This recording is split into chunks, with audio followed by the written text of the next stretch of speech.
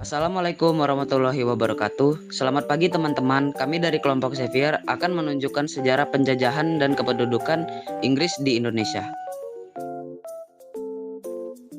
Di sini kami beranggotakan 6 orang. Yang pertama saya Reno sebagai pengisi suara 1, yang kedua Adit sebagai pengisi suara 2, yang ketiga Safijar sebagai pencari informasi, yang keempat Nafi sebagai pencari informasi 2, yang kelima Fahri sebagai perangkum informasi, dan yang keenam Hafik sebagai editor. Sebelum mulai materi, saya akan tampilkan apa saja yang ingin kami sampaikan pada video kali ini. Yang pertama, tujuan penjajah Inggris datang ke Indonesia. Yang kedua, tokoh-tokoh yang berperan sebagai penjajah Indonesia sebagai perlawanan penjajah. Yang ketiga, yang dilakukan para penjajah Inggris terhadap pribumi dan terhadap alam Indonesia.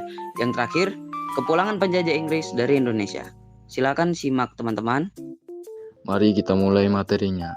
Tujuan kedatangan bangsa Inggris di Indonesia pada awal abad 17 untuk melakukan perdagangan rempah-rempah dengan orang Indonesia.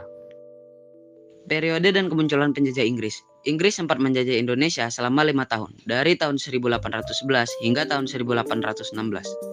Pada 4 Agustus 1811, 60 kapal perang Inggris dan belasan ribu pasukan muncul di Pelabuhan Batavia, pusat kekuatan Belanda. Batavia dan daerah di sekitarnya jatuh ke tangan Inggris pada tanggal 26 Agustus 1811. Tokoh-tokoh Indonesia yang melawan penjajah Inggris. Indonesia memiliki sejumlah tokoh yang berperan penting dalam melawan penjajah Inggris. Meskipun periode penjajahan Inggris di Indonesia relatif singkat. Salah satu tokoh yang paling menonjol adalah Sultan Mahmud Badarudin II dari Kesultanan Palembang. Berikut beberapa tokoh dan peran mereka. Sultan Mahmud Badarudin II dari Palembang, Pangeran Diponegoro dari Yogyakarta, Sultan Syarif Qasim II dari Riau, Tengku Imam Bonjol dari Minangkabau. Tokoh-tokoh Inggris yang menjajah Indonesia.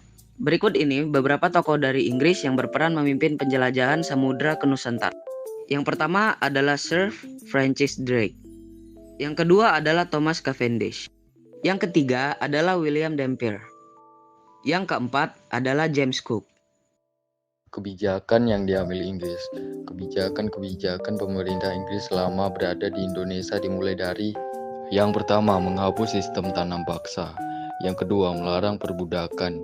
Yang ketiga, menghapus pajak hasil bumi. Yang keempat, memperkenalkan sistem land grant. Penjajahan. Inggris sempat menjajah Indonesia pada tahun 1811 hingga 1816. Berdasarkan sejarah, Inggris mengirimkan Stafford Raffles ke Indonesia pada masa penjajahannya. Raffles kemudian menghapus sistem monopoli perdagangan, sistem tanam paksa yang dulu diterapkan Belanda. Dia mengubahnya menjadi sistem yang dinilai lebih adil. Kebijakan tokoh Inggris. Berikut adalah kebijakan tokoh Inggris, yaitu Raffles di bidang pemerintahan. Yang pertama, membagi Pulau Jawa. Yang kedua, mengubah sistem pemerintahan. Yang ketiga, menerapkan sistem pemerintahan feodal. Perlawanan terhadap Inggris. Apa saja perlawanan bangsa Indonesia terhadap Inggris? Pada saat Inggris ingin menguasai Indonesia, masyarakat saat itu melakukan beberapa perlawanan, yakni pemberontakan Sepoy pada tahun 1815 dan perlawanan rakyat Palembang pada tahun 1812. Akhir penjajahan Inggris. Gejolak di Eropa atas situasi Inggris dan Belanda juga berdampak pada pemerintahan Indonesia di bawah Inggris. Penandatanganan perjanjian London pada 1814 menandai kembalinya Indonesia kepada Belanda dan mengakhiri masa pemerintahan Inggris. Tahap pengakhiran penjajahan Inggris lalah. Pertama, gejolak di Eropa. Kedua, penandatanganan perjanjian. Yang ketiga, Indonesia kembali direbut Belanda. Kesimpulan dari penjajahan DNA kependudukan Inggris di Indonesia adalah penjajahan Inggris di Indonesia pada tahun 1811 hingga 1816 di bawah Sir Thomas Stamford Raffles membawa reformasi administrasi seperti sistem pajak, tanah yang adil, dan modernisasi birokrasi. Raffles juga mendokumentasikan budaya Jawa dan memulai penelitian arkeologis di Candi Borobudur.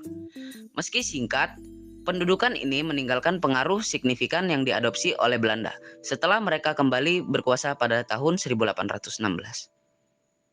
Cukup sekian video dari kami. Mohon maaf jika ada kesalahan kata dan perbuatan, dan jika ada lebihnya tidak usah dikembalikan karena saya orang yang ikhlas. Dan jangan lupa memberikan like jika kalian suka dan dislike jika kalian tidak suka. Kami akhiri dari tim Xavier.